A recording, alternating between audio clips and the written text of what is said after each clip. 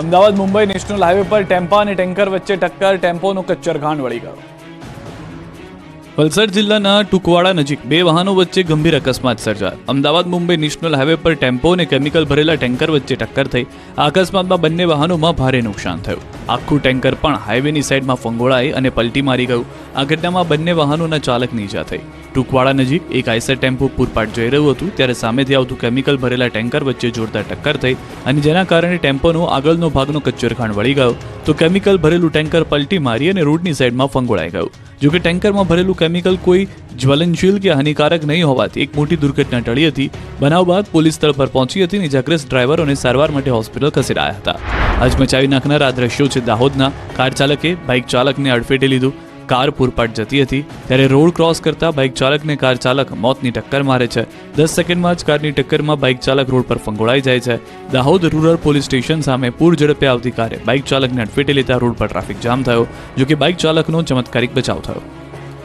પોરબંદરથી સમાચાર। રતનપર ગામ નજીક જંગલમાં આગ। જુરીના જંગલમાં બંને બાજુ વિકરાળ આગ। ફાયર વિભાગની ટીમો ઘટના સ્થળે। પોરબંદર સોમનાથ હાઈવે પર રસ્તો બંધ કરાયો છે। હજારો ચોરસ મીટરમાં પ્રસરી છે આગ। જુરીના જંગલમાં વારંવાર લાગે છે આગ। પોરબંદર જિલ્લાના રતનપર ગામ નજીકની આ ઘટના છે। આ જંગલમાં અવારનવાર આગ લાગવાની ઘટનાઓ બને છે ત્યારે ફરી જંગલમાં ભીષણ આગ લાગતા પોરબંદર ફાયર વિભાગને જાણ કરાઈ, જેથી ફાયર વિભાગે આગ પર પાણીનો મારો ચલાવી કાબુ મેળવવા પ્રયાસ કર્યા। મહત્વનું છે કે આ જંગલ પોરબંદર સોમનાથ હાઈવેને અડીને આવેલું છે, જેથી અહીંથી પસાર થતા વાહન ચાલકોને પણ તેની અસર થાય છે। નવાઈની બાબત તો એ છે કે છેલ્લા એક અઠવાડિયામાં આ જંગલમાં 4 થી 5 વખત આગની ઘટના બની ચૂકી છે, તેથી વન વિભાગ આ અંગે તપાસ કરાવે તે જરૂરી બન્યું છે। અમરેલીથી મહત્વના સમાચાર। બનાવટી લેટરકાંડ મુદ્દે અત્યાર સુધીનો સૌથી મોટો ઘટસ્ફોટ। લેટરકાંડમાં ખળભળાટ મચાવતા સીસીટીવી ફૂટેજ જોવા મળ્યા છે। આરોપી મનીષ વઘાસિયા દ્વારા પાયલ ગોટી મારફતે કુરિયર કરાવાયું હતું। પાયલ ગોટી દ્વારા કુરિયર કર્યું તે મહત્વના સીસીટીવી ફૂટેજ પણ સામે આવ્યા છે। કૌશિક વેકરિયા ઉપર લગાવેલ આક્ષેપોવાળો લેટર કમલમ સહિત ભાજપ કાર્યાલય કુરિયર કર્યું હતું।